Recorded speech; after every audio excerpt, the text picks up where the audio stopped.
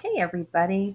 Good afternoon or evening. It's April 29th, 2020, and the AP College Board just released their 2020 AP testing guide, including all the new changes for this year's unusual, shall we say, test.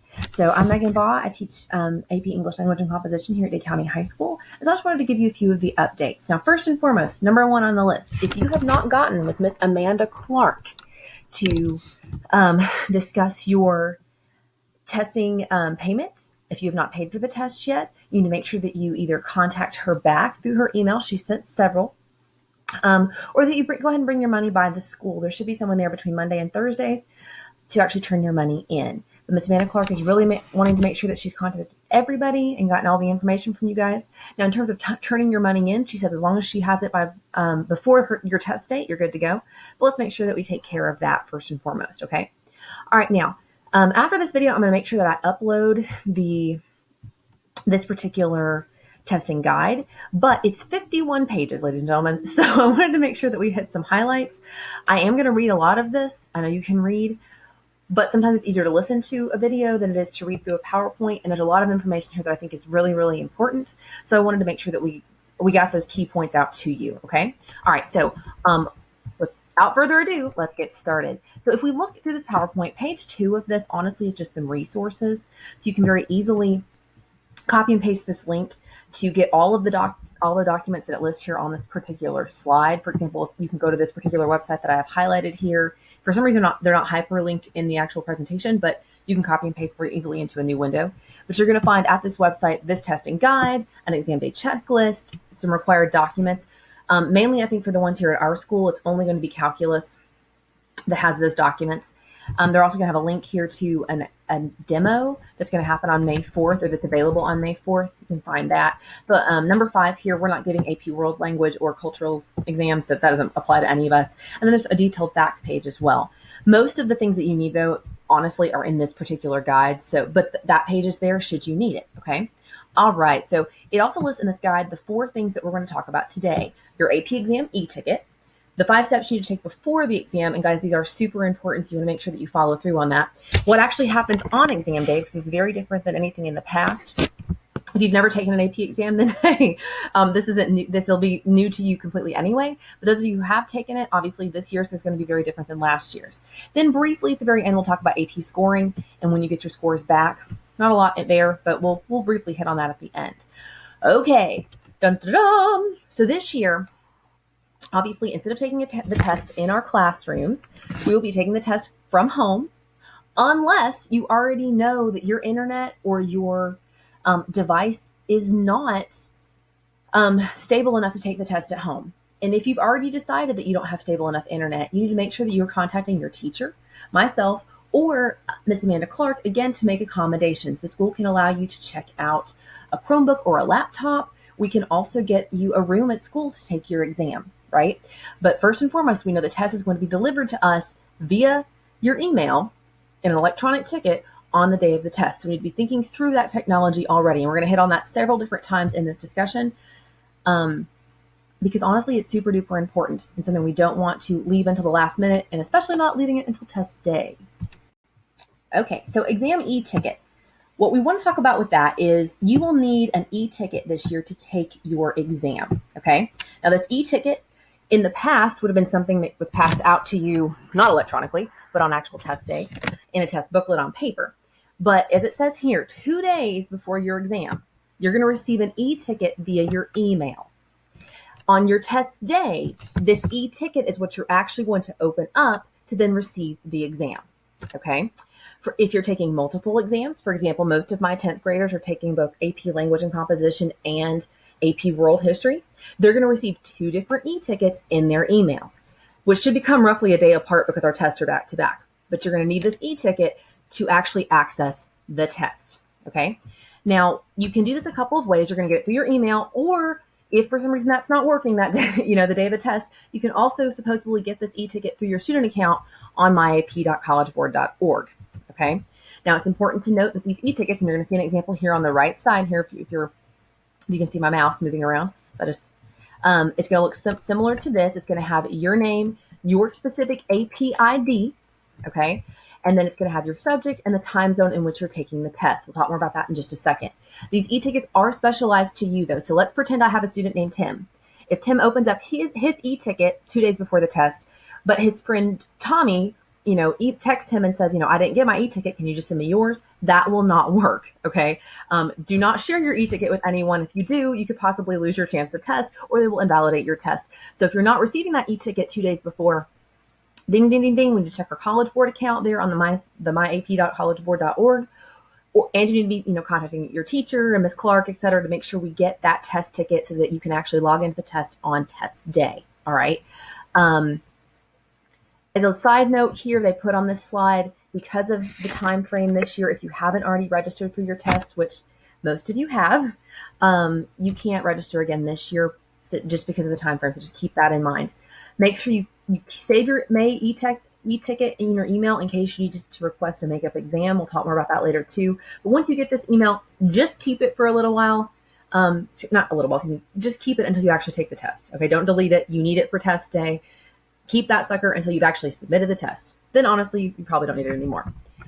Your e-ticket will be valid for the May exam schedule. Now let's look quickly at this. I'm pretty sure you all have what you need on this, but just to be clear, all registered students have been scheduled for these May test dates. Whether or not you originally registered for a regular test date or a late testing exam, they went ahead and put everybody into these May test dates because they really went ahead and moved pretty much all of them back a week. Unless there's a significant conflict, you will be testing on this day in May. Okay. Now it's going to talk about later on in the presentation a few of the things that you can request a makeup date for. But again, they're going to be pretty lenient about who can test in June. However, those makeup dates are really going to need to be reserved for people who have an already very clear conflict or something happens on the day of the test. Okay.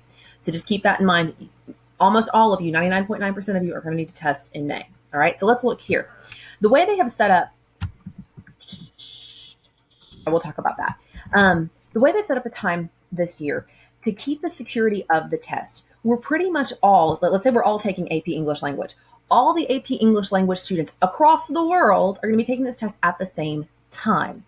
Now, we all know these things called time zones, right? So if I live in England versus Georgia, we're taking the test at the same time, but that time zone is different. So this chart on the side, and I'm sure your AP teachers already told you when your test day it is too, but if you need to access it, here it is.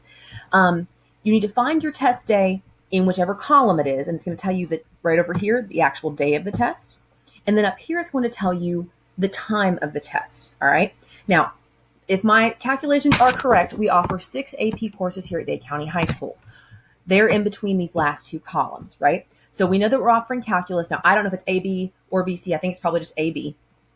But you calculus guys, if you're watching this, right, you're going to be on Tuesday, May 12th. You're right here. We are the Eastern time zone. You will be testing at 2 p.m. AP English Literature, mostly which is 11th graders. You guys are on Wednesday, May 13th. We are the Eastern time zone. You are at 2 p.m.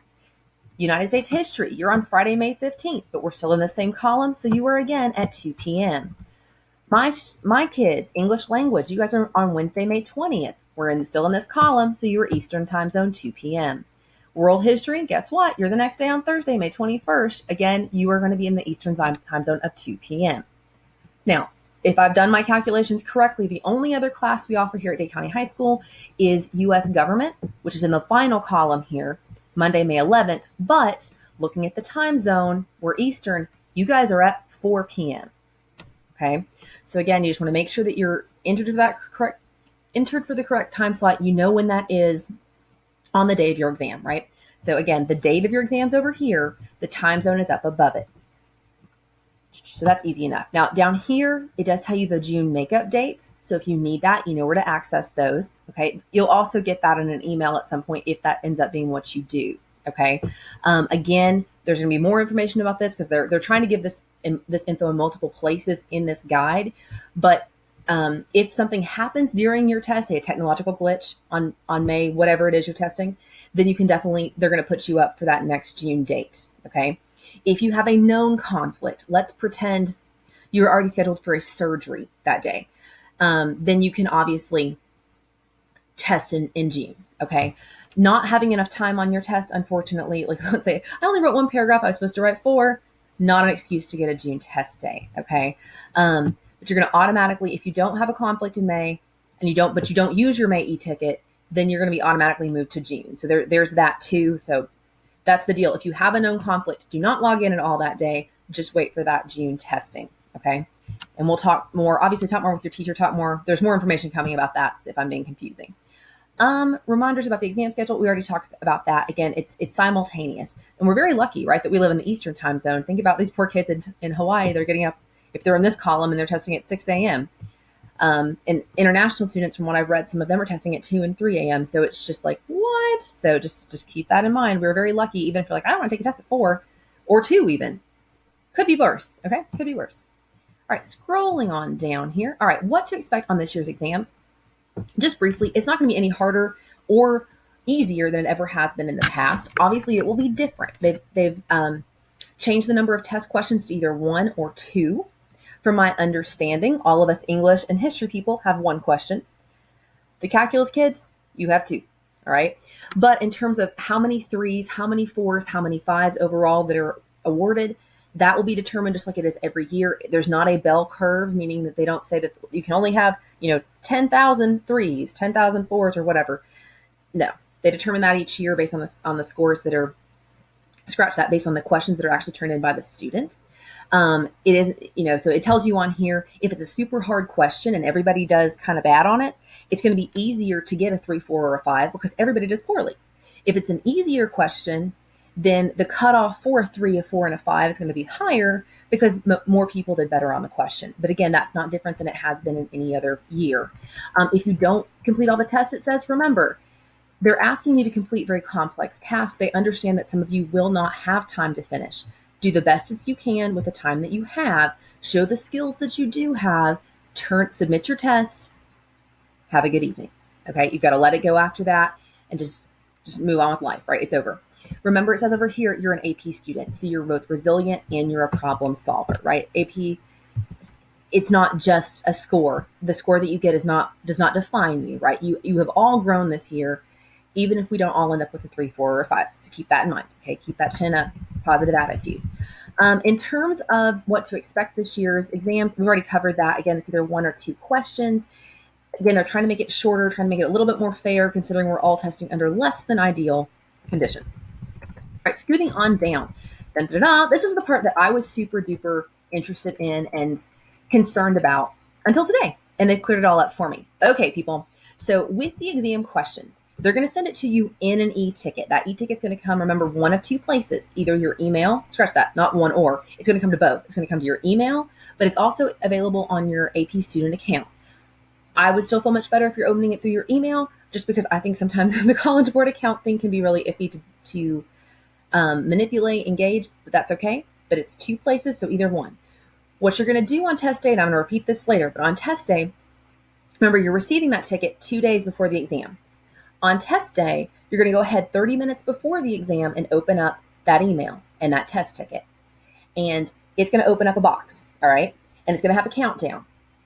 The test will automatically come to that window, okay? So you're just going to sit there, leave it open. I'm going to talk about some other stuff I want you doing as well. But you're going to wait for the test through that window. Then you're going to start taking the test. Once the question appears, you're going to start taking the test. Now, taking the test wise, you have several options for what you can do, all right? You can open a second window, all right, to type your answer. And then when you're finished, you can copy and paste that response back into the original test question window, okay? Option 2, you can have your test question open in that second window, be it Microsoft Word, Google Docs, Notepad, whatever. You can save that second document and attach it to this original test document, okay? Or you can choose the third option, which is to have your test ticket open, say, on your phone or your tablet, handwrite your response on notebook paper, then take a picture of that response and upload it to that particular document again, okay? Or not again, but that in that form, okay? So there are 3 different ways this year to attach your answer to that original test window, okay? So that means a couple of things, and I'm going to kind of move over some of this quickly and come back to this. That means then for test day, you've got to be figuring out several things. I'm going to go to a different page and then come back to our attachment options here, okay? That means on test day, I know you love my background music, right? Paid a lot for it. Before test day, you've got to be figuring out what tech you want to actually use, what device you want to use. Okay. Do you want to use a Chromebook or a laptop? Or are you more comfortable handwriting your essay? And the reason that that's essential to figure out now and not on test day is number one, you want to make sure it works, right? So that's important to know. It says here when choosing your tech that you need to make sure that you're understand that you don't have to have a lockdown on your browser device. If you are someone who wants to type your response, then you cannot use Grammarly. So if you have that extension on your device, go ahead and take it off now. If you're planning to type, you can use the Microsoft Word or the Google Docs grammar/spell check. That's perfectly acceptable, but it will not let you use Grammarly. So go ahead and take it off now so that on test day, once that timer has started, you're not trying to figure out how to remove an extension. If you don't know how to remove an extension, send me an email. It's a click. It's not hard at all, but get rid of it now, okay? None of us are using the world language, so we don't care about that. When choosing between handwriting and typing, keep in mind a couple of things. This year's questions won't require you to turn in graphs or diagrams. Now, again, for the history and English folks, that was never probably an issue anyway. But you calculus guys, it might be. And I'm saying guys because I'm pretty sure that there aren't any girls in that class, but girls or guys if I'm forgetting someone. For example, and it even says on here specifically, you may be more comfortable handwriting responses in calculus, chemistry, and statistics. But if you do decide to type your responses, then there is a guide for how to use or how to type the symbols and formulas, and you can download it here at this particular website. Also, in others, it's also important to keep in mind if all you have is a tablet or a phone. If you're using one of those devices, you can't really have easily open two windows to look at the same time, right? So it's probably going to be, if you're going to have it on your tablet, you're going to have to be scrolling up and down, which makes a lot more sense to scroll if you're handwriting than it does to, let me read my prompt. Okay, let me open up my other window and then try to, text out a response. So you've got to be deciding now, are you going to type it or are you going to handwrite? Pros and cons from my perspective, I have pretty illegible handwriting other than to myself, okay? But because of the way I've taught this class for years on years, I would probably choose to handwrite because I'm more comfortable with all the practice I've had with handwriting. I also know myself that when I start typing stuff, I'm a little bit more prone to use backspace and to erase stuff. Whereas, when I'm handwriting, me having to mark stuff out, I'm not quite as prone to do that, okay? Now, the practice I've done this year for my kids, honestly, all of it has been pretty much online. So they should be more familiar with the typing element. I also like the concept of typing that you can have the spelling and the grammar check if you want it, right? And also if I do change my mind, it is easier to erase than it is to, mark out a whole bunch of stuff and start over. So it depends on you, okay, and what your preferences are. But I want you to think that through very carefully. And I really want to make sure that you have the proper device. If you were someone who is not going to handwrite, but all you have is this or a tablet, please contact your teacher and or Mrs. Clark and let us get you a Chromebook or a laptop to check out from the school. You can also, let me say this now too, if your internet connection is not stable enough at home, please contact us. We will get you a room at the school, okay? In years past, we couldn't leave you alone in a room to take a test, but if you can take it in your bedroom, we can take it in a classroom by yourself, which means that we're also maintaining social distancing rules, okay? We can do this, people, but you have to let us know, all right? So anyway, when we think about getting our test ticket, right, you got it in your email, you're going to go that, day of the test, you're going to open it up, test is going to come through that particular device, or that particular test ticket, excuse me, and then you've got to decide how you're going to actually work through the question and submit it, okay, whether it's typing or handwriting. Now, if you were choosing to copy and paste your answer, right, copy and paste or attach the document, then you've got a couple of choices. If you're going to copy and paste your response, remember you got your test ticket here, test is shooting out to that window. And you can choose in your second window, a second window over here, you can already have up before the test even starts, either a Google Doc, a Microsoft Word document, the Notes application. That's the only thing they've listed. That's the only ones I know of. Honestly, I don't like Notepad or all that jazz. I like Docs or Microsoft Word. If you don't have either one of those on your computer and or not familiar with any other typing application, again, that might be a reason to contact Ms. Clark or your teacher, right? You can include images. You want to make sure you're saving your work often. You also, it says you want to type your Apple, your AP ID and initials at the top of your response. Okay. So what I've done here, and it's going to be kind of slow, of course, opening up. But what I've done here is I've tried to show you kind of a sample of what that document might look like that you are typing. You have to pull it on up here. So we've got, if you'll notice here, I've got Apple ID, scratch that, AP ID, sorry, I'm gonna do it every time. Your AP ID, and I've left a space here for you to fill that in. If you're copying and pasting it into the window, then you want your AP ID, and I left off here your initials. So before the test even starts, you're gonna wanna have, I'm gonna put my initials up here, so I forgot to do that. You're gonna wanna have your document pulled up, you want your ID number, because you're already gonna have that 2 days before, right? And then you wanna have your initials up there too, before you ever start typing your response. So if you're choosing option 1 of copying and pasting, you've got your test ticket, it's coming through. You read the prompt, you read your question, you write your essay, blah, blah, blah, blah, blah, blah. Then on that exam thing where it's counting down for that 45 minutes and it tells you have your 5 minutes now to actually submit your answer. Once you get that 5 minutes on that original test, then you're going to come over here, copy all of this, paste that answer into the test ticket, hit submit, turn it in. All right. So that's one option for turning this thing in. So again, if you're typing, you can just type it in one of those applications, copy and paste it over here, turn it in. Another option is to attach your file to that e-ticket/testing platform thing that they're sending you. So if that's the case, again, you want to go ahead, once you get your e-ticket, create some sort of document or Word file, right? You want to go ahead and put your AP ID at the top of it, put your initials up at the top of it, have it ready to go for test day. So once you open that e-ticket and you're waiting for the test to actually pop through, you got your document ready to go, you're good to go, but you also have your your AP ID already up there. If you are handwriting, then it's similar, but obviously you're going to do it on notebook paper, and you're going to want to have your AP ID written at the top. You're going to want to have your initials, and this time they want you to actually write a page number, because once you're done writing and you have 5 minutes to upload, then you have to take a picture of your doc, right? And you have to take a picture of all of your pages and upload all of them before you hit submit. And just in case, for example, I took a picture of page 1, 2, 3, 4, 5, but when it uploads, somehow it does 1, 3, 7, or excuse me, 1, 3, 2, 4 or something. They want the numbers up there so that when they grade it, it's in order and they can figure that out very easily. All right. So you're going to want your AP ID number, your initials, and the page numbers if you are handwriting. And again, they give you the directions back here on this particular thing for that. But it's super important if you're handwriting that page number is on there. It's also super important if you choose to handwrite that, again, when you take your pictures to upload this, that before you ever hit response, okay, or excuse me, submit, that you have all of your images up there. Once you hit submit, there is no redo and do over, okay? You can't submit anything else once you hit the yellow submit button.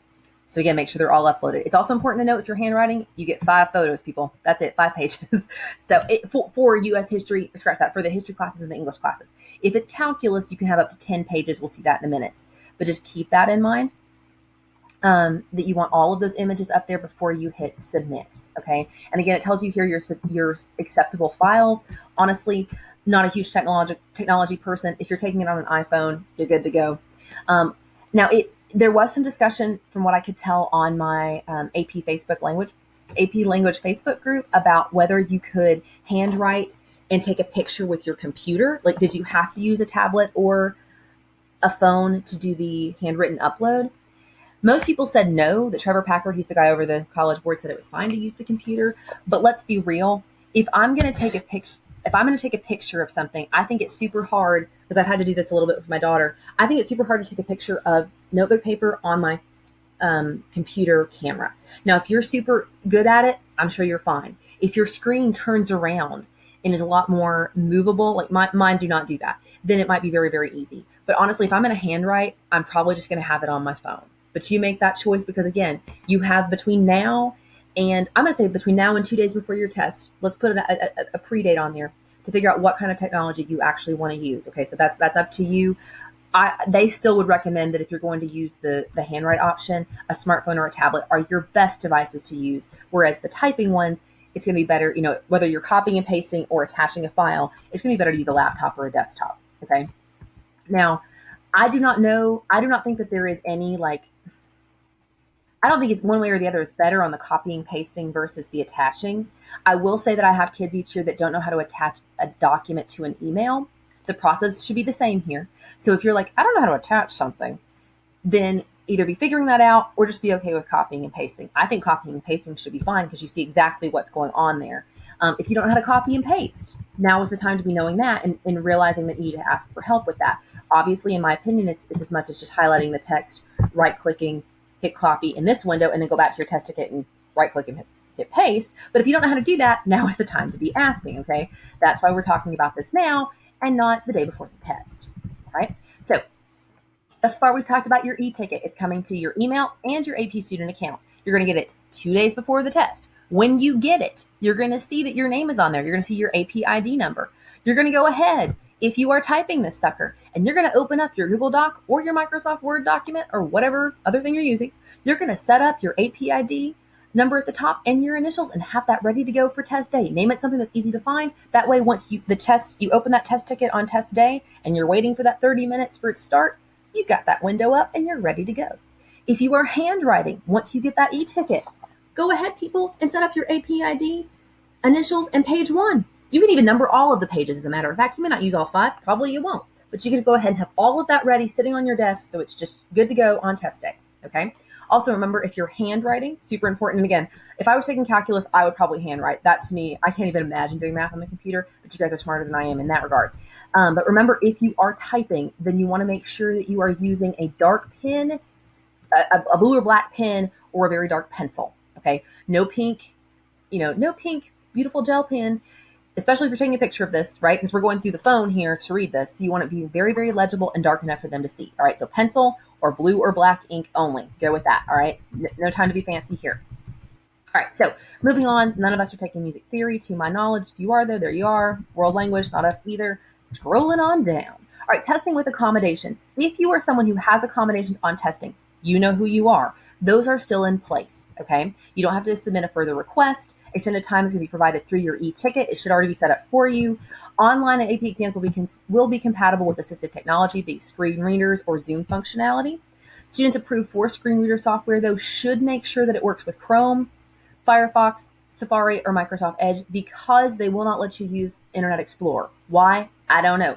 But the College Board won't, so make sure that if Internet Explorer is your favorite browser, make sure you're starting to familiarize yourself with Chrome or one of these others because on test day, that's what you have to use, okay?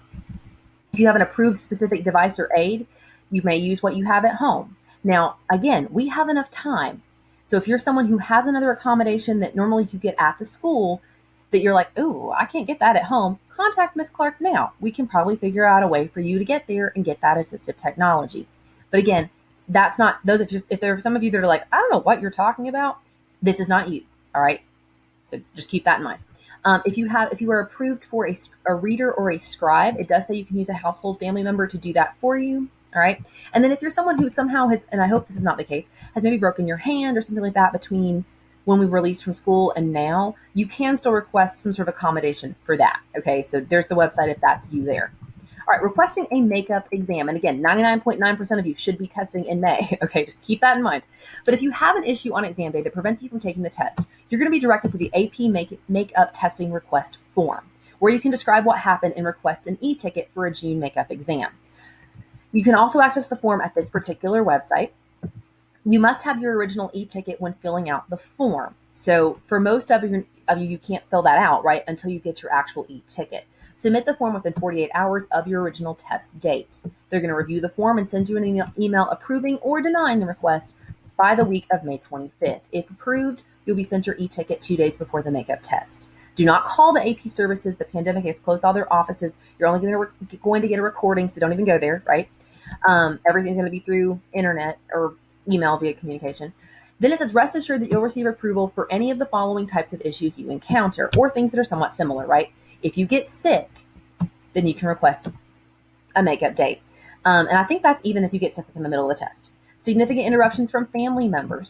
What? Sorry, I went down too far. But it's significant interruptions from family members. You can request a makeup date for that. It also lists things like technology interruptions, right? Power outages, power failures. They realize and are anticipating some issues with technology, okay? So keep that in mind. But again, let's say you got to test day, you start taking this thing, you have your 45 minutes, you've written one paragraph, you have no idea what you're even writing about. Unfortunately, that's not going to be, granted a makeup date. Okay. So really and realistically, unless the power goes out, unless you were really, really sick, take the test in May. Do the best that you can. If you need it, request the makeup test date. Again, if you never take the test on May, whatever, then they're going to automatically move you and send you that June makeup test date, okay, and test ticket. But I think for most of you, it's going to be better to take it while fresher than it is later. But just there you go. All right. Again, students that have already known conflicts can simply, by not using their May e-ticket, you're going to be automatically signed up for the next one. So just keep that in mind, okay? But the makeup request form is only for students who test in May, encounter issues, and need another opportunity to test. Okay, so if you know you have a known conflict, you're already taking it in June. They're just going to send you that ticket. Don't even worry about it. But if you have the issue, that's when you need to fill out this form. Okay, and I feel like this is kind of, I'm not trying to be confusing. I feel like they say this several different places. This is going to be the best place to look for that makeup test. And I think this is the biggest thing over here. If you start taking the test and you have an issue, request the other date. Sister comes in, the police come for whatever reason. I don't know. That's who you're going to be requesting the date for. If you have a known conflict, just take it in June. All right. Now, most of this is going to help you guys, or excuse me, the e-ticket itself is going to help most of you guys work through the test, okay? But there are going to be some things, that might happen during the testing, and that's why we're going to continue talking. But for most of you, once you get that e-ticket, you open it up on test day, it's going to shoot you the test, you're going to type it up, you're going to copy and paste, or you're going to attach the file, or you're going to handwrite and take your pictures and submit, and you're going to be good to go, okay? But they have gone ahead and gone through, as you can see, we're on page 19 to 51. So they have given us a little bit more here to make sure we understand what's going to happen with before the test, during the test, and getting our scores back. So I promise I'll be quick with this, but I want to make sure you have the full overview. So here we go. 5 steps to take before exam day. Here we go. Number 1. And it's going to list them all here on the first page of this. And then we'll go, obviously, a little bit more in depth. All right. Number 1, first and foremost, review your contact information with the College Board. I know with my kids, they scared me, and by they I mean the College Board. They sent me this email about 2 weeks ago saying that like 6 of my kids had responded to their email that they were for sure going to take the AP test. I was like, what? Like all of my kids registered. What are you talking about, College Board? Well, they supposedly sent an email on April 13th that had a survey that asked the kids, what are your plans for the test? Are you testing? Are you not testing? Are you unsure?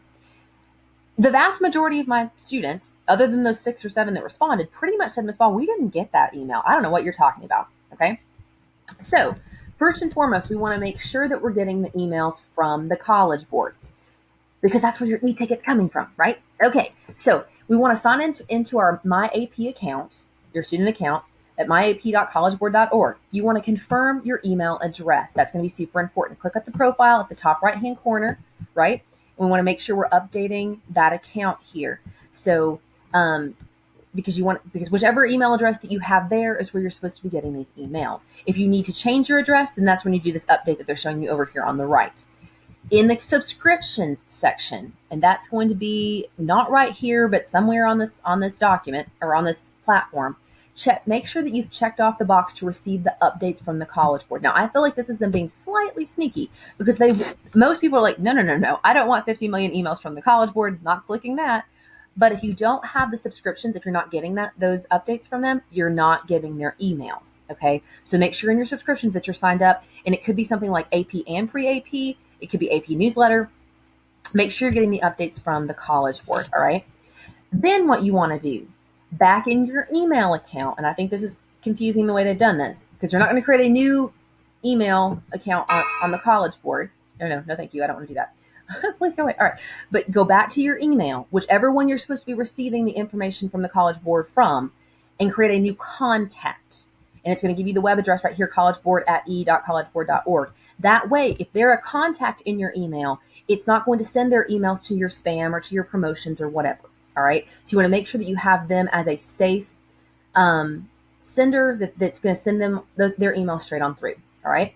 But again, and thank goodness on this one, if you still aren't getting the AP emails, then you can get your e-ticket through your MyAP account. And that's why they have the backup here. Okay. So but number 1, Update that information. Let's make sure we're getting their emails. That's first and foremost. Even if they are being sneaky a little bit about sending us all sorts of things that we don't want in our email. All right, number 2, we've already talked about this. Check your tech and choose your device. Again, do not wait to the day of your test to be like, well, I've got 50% on my phone. My computer's kind of not charged either. I'll just go with my phone. No, decide now what you're going to use. Okay, make sure it's working. And make sure that you know how to use this device. Again, if you're someone who uses Grammarly, then you probably know how to remove an extension. But some of us are less technological than others. So be deciding now what you want to actually use. Okay. Also, ding, ding, ding, ding, ding. I don't know about for history if it helps you or not. For AP English Lit and Language, it should be a passage that you're analyzing and writing an essay. From everything I've read, if you have a reliable printer, you should be able to print that passage. But again, the key here is reliable. You have 45 minutes plus 5 to upload this document. You do not have 10 minutes to troubleshoot the printer. Okay? So if in the back of your head you're like, I really want to print this passage out, from everything I have read, you can. But again, that takes your time. Okay? So for my kids, we've been practicing annotating what we need to on a sheet of paper and then using that to do our essay. So just keep that in mind. But if you're like, I know I want to print, then you got to get it and get it gone, right? And get it out there and so you can start using it. It says on here, decide whether you're using Google Docs, Word, Notes, or whatever. Set up the autosave feature. If you're using Google Docs, it should be doing that automatically anyway, right? It says if you are using a cloud document, though, like Google Docs, you're going to want to attach, and you want to attach the document rather than copying and pasting. This is super important. You will need to download that document into a doc form, a docx, a PDF, or a .txt, whatever that means, and save it to your device. So with the Google Doc, if that's what you're using, or some sort of other cloud app, you have to download it first to then attach it. So if you're like, I don't know what that means, just choose to copy and paste, okay? It's simpler, I feel like, and more straightforward. But you do understand if you're using the cloud applications, you have to download it first, okay? Before the test day, again, it's going to tell you here, look, I already told you, have your document or your paper ready with that AP ID, your initials, and if you're handwriting, those page numbers. That way, you don't have to worry about it. For AP English and History exams, you need to create just one document per exam. So if you're choosing to type and attach, you can have one document. For the other questions, other exams, you have 2. So calculus, this is you guys. If you're choosing to type it, then you'd have 2 separate docs, one for question 1, as it shows you here, and one for question 2. All right, so keep that in mind.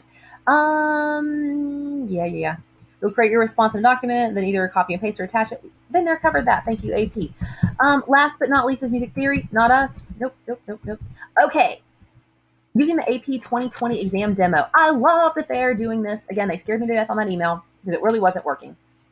But they are going to have sort of a practice, if you will. Starting on May 4th, you can access this demo at this website. It will allow you to practice the different ways to submit your responses, which I highly recommend. If you can't connect to this demo, guess what? From your testing device, so let's pretend I'm trying to use my phone. But my phone won't open this demo. Then guess what? On test day, it's not going to work either. So I really love that they are doing this because it's a test run, it's a trial run. There's going to be some technology issues, but this should eliminate a lot of the issues because we're going to know, well, my phone doesn't have the right whatever to download that, or my Chromebook's not updated enough to do that. So, I need to update that. So we're going to have a lot of info from this demo. Please do your best to actually participate in this. That's going to alleviate so much stress on testing. Okay, but on May 4th, and I'll remind my kids of that, but on May 4th, you're going to have that ability to participate in the demo. Do it. It lets you look at the different platforms, submit a practice answer, and let you know if you're ready to go. All right, what students need on exam day? All right, so just make sure I'm on the right spot here. All right. All except for those. All right, so on exam day, everybody except for those with the portfolio, it's right there. Sorry, brain lapse there. You need to have your exam e-ticket. Should be in your email or your AP, and your AP account. 2 different places. Figure out which one you're going to use. I think the email's the easiest, but whatever. You need your completed exam day checklist, including your AP ID. Now, I haven't figured this out yet, if I'm going to mail these to my kids, if I'm just going to have you guys download it. Not sure yet. This AP checklist, though, looks like this document. And it's where you're going to have your AP ID, name of your exam, several different things on this little checklist thing. They said that you could write it down. and just have that available to you. I really want to print mine for my kids, but honestly, I'm not sure yet how I'm going to do that. But they want you to have that kind of close at hand on test day. And that's the wrong thing. Sorry. Okay. They also want you to have your device, your laptop, your tablet, your smartphone, whichever one you want. Your browser. Chrome is recommended, but you can have Firefox, Safari, or Edge. Again, Internet Explorer. Don't know why, but no. Internet or cellular connection. Duh. Okay. If you do not have internet that's stable, again, please come to the school. Please. All right. Please. And then assistive technology devices or whatever, if that applies to you. Okay. And again, that has to be approved. If you don't know what I'm talking about, it's not you. Okay. If we keep on going down, the history and the social sciences, nothing special for you guys unless you had macro econ. We don't. Calculus A, B, or BC, either one. Keyboarding tip sheet that you can get from the College Board at that website that I showed you earlier, and a calculator. All right. And again, if you're typing, I think I would want those keyboarding tips, although you guys may have already talked about those in class. Don't know. All right. The rest of us don't have anything specific we need to have because it's just a passage or questions and we answer them. Okay. So you're good to go. You just need your brain that day. So some of that thumbs up to you other than the calculus people. All right. Scrolling on down. All right. The cool thing about these tests, if there is a cool thing, right, is that this year, even though it's less than ideal circumstances, we're testing at home, we're testing in the car, or wherever you have Wi-Fi in a quiet place, we do get to use our class notes and have a few of those resources available to us, right? You can use your class notes or your study guide. You can use your textbook or other classroom resources. For example, my kids have a paragraph structure for their intro. It's a class note. They can use it or have it available. You can use previous assignments. You can use calculators for certain exams. Wouldn't help me on my English language test, so we're not going to worry about it, but you can use it. The only note they make about your notes is that if it's shared notes, let's say Tim and Johnny have shared notes, which is strange but true, then they each have to have a copy during the test. You're not supposed to be collaborating via phone, email, etc. during the test with another student. Okay. Now, they're also going to mention internet searches during the test. They're going to waste, and really, to me, the biggest issue here is waste your time. You have 45 minutes, people. You don't have time to be researching, 2 or 3 specific facts to put in your essay that's going to take you 10 minutes to find that leaves you 35 minutes to write something. You don't have time. Don't do it. But it is also a testing violation and puts you at risk of exam violation and invalidation. So other than wasting your time, just keep that in mind. The internet-based facts and research aren't really relevant to your score anyway, because again, these questions are supposed to test what's the knowledge in your head and how you apply that to the task that is given to you. And it's more about complexity of thought than it is, on what date did George Washington die? That's not going to be a question anyway, right? Copying from websites, social media, or online forums is considered plagiarism. And guys, they are going to run your essays through some sort of plagiarism detector. It's going to happen, okay? On the same note, and they're going to mention this later too, after the exam, do not post anything about it on your social media account. Again, they're trying to maintain security by everyone testing simultaneously across time zones. Again, some kids taking it at 6 a.m. versus those of us taking it at 2.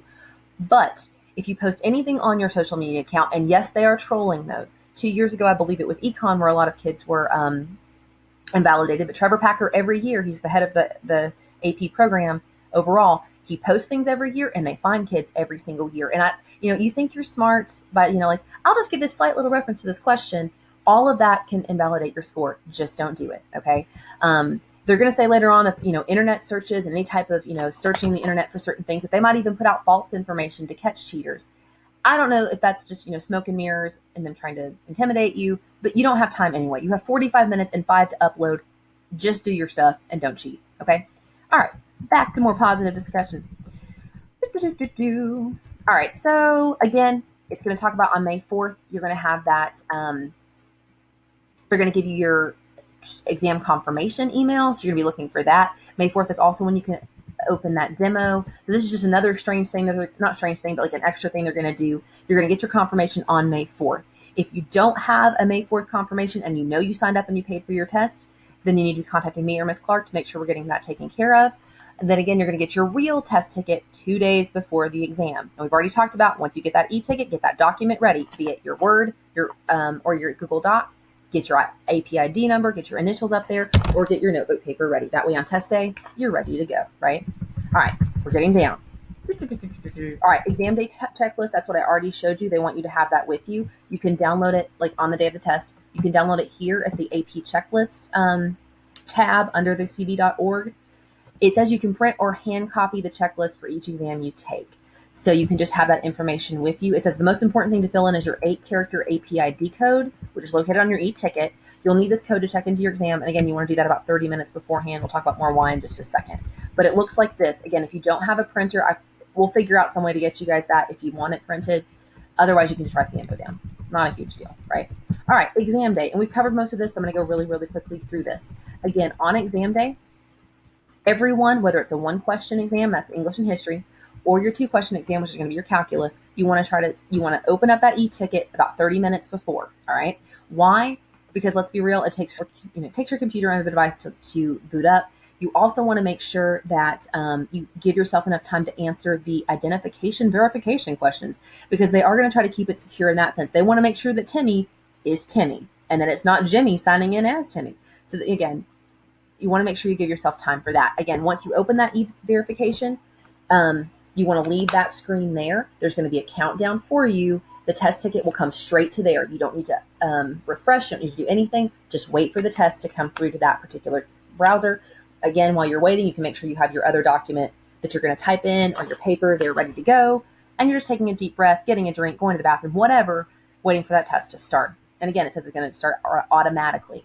Good to go. All right. For those of us who have just one question, question's going to appear. You take your 45 minutes. You type, you write. When it tells you have 5 minutes left, you take that time, figure out how you're uploading it, or use the method that you've already decided, and get it submitted. Okay. Again, if you are handwriting, do not hit submit until all of your pictures are there. Once you hit submit, it will not let you add more. Okay.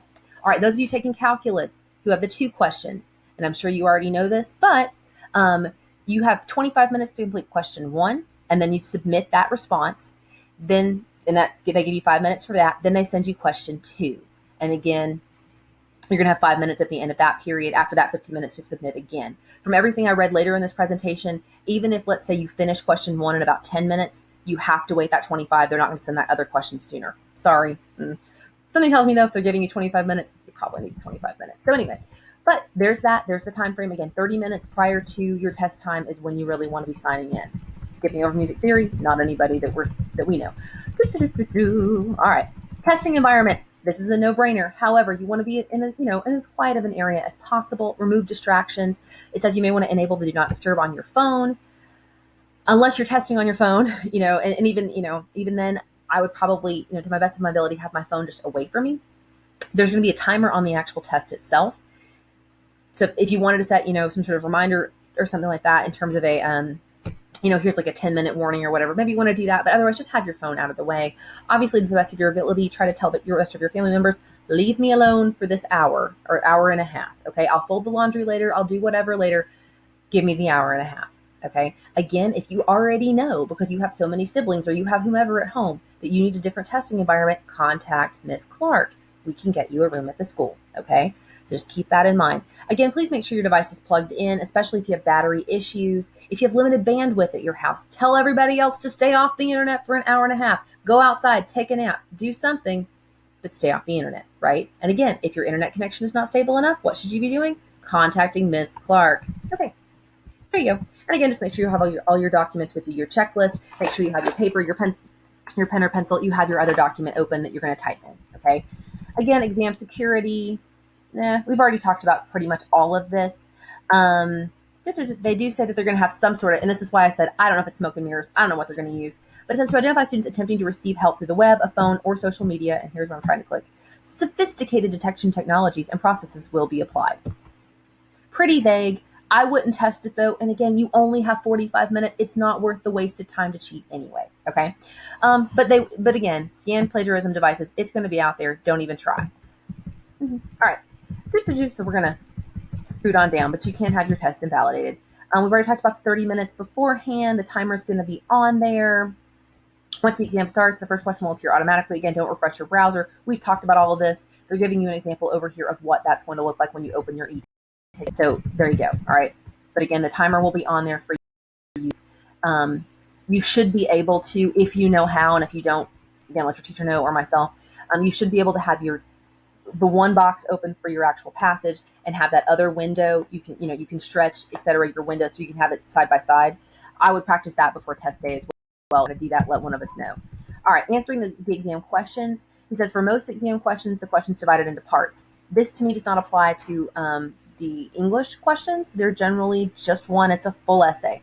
So if you have the sections, an A, B, C, or D, it says to use those, to organize your response. If it doesn't have an A, B, C, or D, though, and it's supposed to be an essay, write your essay. But it says to use that. Obviously, then you can use your spelling and grammar check if you want to. It does say you can print the test questions and annotate them. But again, you can't use annotation software it doesn't allow that in the window. It doesn't have that enabled in any way. But again, if you don't have a reliable printer, don't do that. Okay, don't waste your time on that.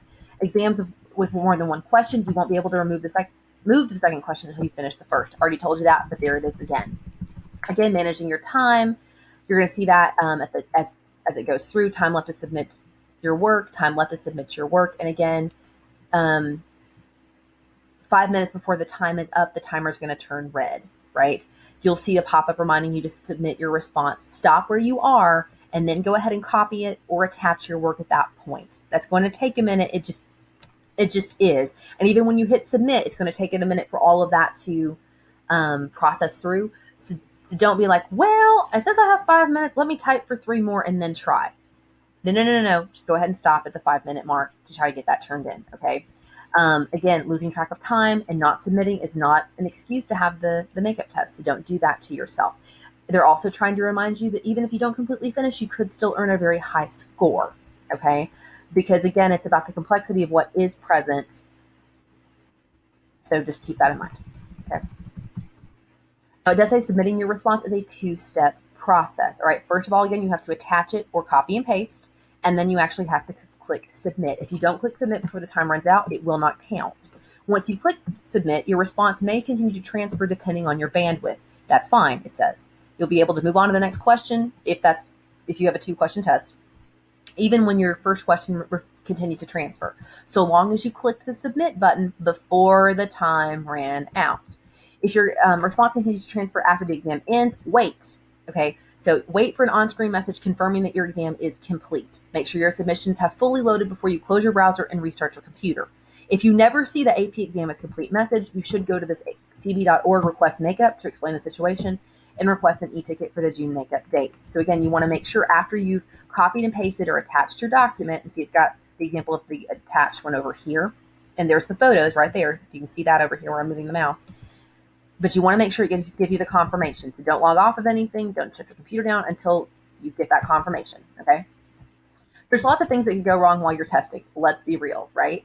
So there's that. If you accidentally close the browser, your device crashes, or you temporarily lose access to the internet, you can quickly click your exam e-ticket again to return to the exam. Okay. Continue, it says. If you feel like at the end of the test, the disruption really did kind of negatively impact what you produced, then you can obviously request a makeup exam. During the test, though, it says don't refresh your browser or hit the back button. So on that e-ticket that comes through the test, don't refresh that, don't hit back, don't hit it forward, just leave it there, okay? And again, it just reminds you, don't call. No one's there to answer anyway, so don't waste your time. Don't call, etc. So just any requests need to be made through that website for the makeup exam. That's the main point here. All right. Exam scores, credit, and placement. This really has not changed. A large portion of this section is them trying to prove to you that colleges are still going to take the exam scores, even though it's only 1 or 2 questions this year. So feel free, any colleges or all the colleges participating for the most part have said, yes, we're taking it. Okay. If you've never taken an AP exam score before, an AP exam, you realize that the test is scored on a scale of 1 to 5. All right. A score of a 3 is considered qualifying. Think of a 1 as maybe an F, a 2 is a D, a 3 is a C, a 4 is a B, a 5 is an A, right? So they consider, most schools take a 3, but not all. So you need to check your own score, or own school, but just keep that in mind. This year, because they've moved the test back and because they're going to be scoring them via electronic means, then you're not going to get the test scores back till about July 15th. That's about a week later than normal. Not a huge deal there, but just keep that in mind. Your teachers are going to actually get your test scores, your test responses this year. We've never actually gotten to see the responses in the past, so that's interesting. That's just a small change. Doesn't really affect you, but it's interesting. One note here on your scores. The first time you take an AP test, you actually get to send your scores to your colleges for free, okay? Or to a college for free, excuse me. It's one of them. After that, you have to pay $15 for each score report that you send. So whether you think you passed this test or not, go ahead and make sure that you send this first one for free, okay? And it says by June 20th, so you have to send it before you ever know your score. But let's be real. If you're a freshman, sophomore, or even a junior, let's say you just make a 2 on this test and you send it to a college, that's not going to hurt you in their eyes, right? It's going to show them that you are taking more complex coursework, that you're willing to take the rigorous courses. That's going to be a plus for you in the long run. But again, free is the key here. So sign in by June 20th, send that to a college that you think you're going to be actually attending. That way you don't have to pay for it later, okay? Credit and placement, again, this is just letting you know, again, they're going to take the scores, blah, blah, blah. It's important, but I'm not sure it needs as much room here as they're giving it. And then they want you to stay safe and healthy, okay? Last but not least, again, they're just reminding you about the exam demo.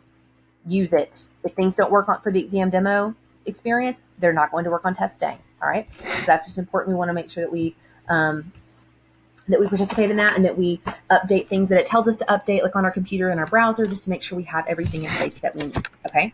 All right, so really quick recap here. On May 4th, you're going to be able to participate in a demo, like a practice AP exam, all right? You're going to go log into the AP whatever, hold on, ap.org. I'll find that website one more time. It's apcollegeboard.org or whatever. Sign into there, cb.org/AP demo. There it is. So don't listen to me, just read the page. You can participate in that. I highly suggest doing that, right?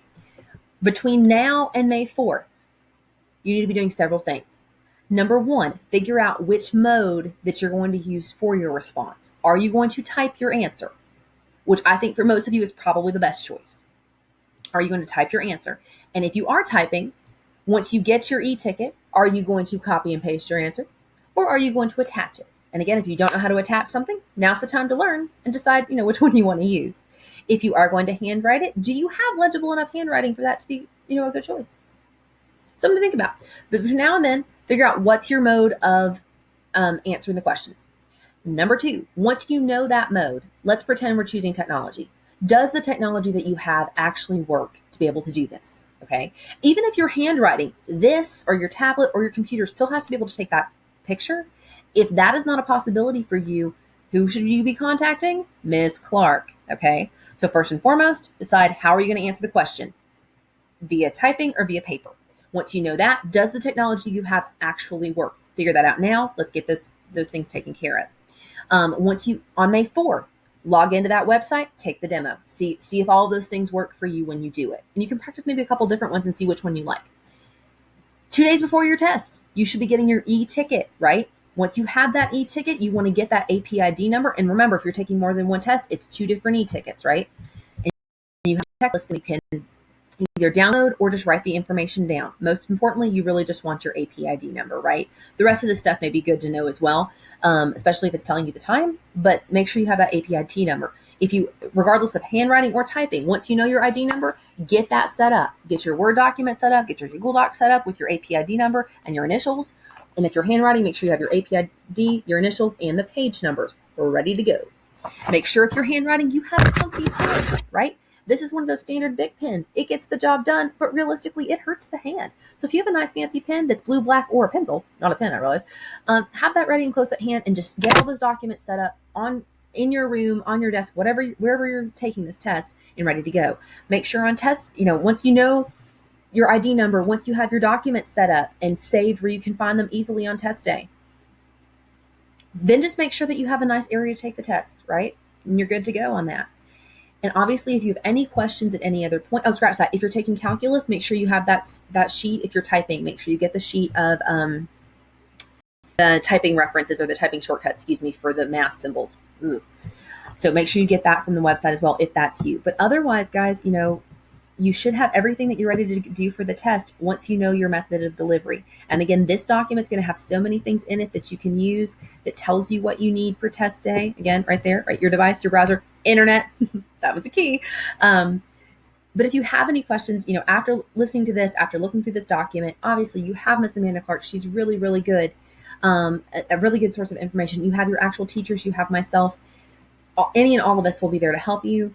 This should be, a very unstressful time. That's not a word, I realize, because we now have the information we need about taking the test. But please do not hesitate to ask if you need any help. Okay. All right. I hope you have a great rest of the week. If you have any questions, let me know. Thank you.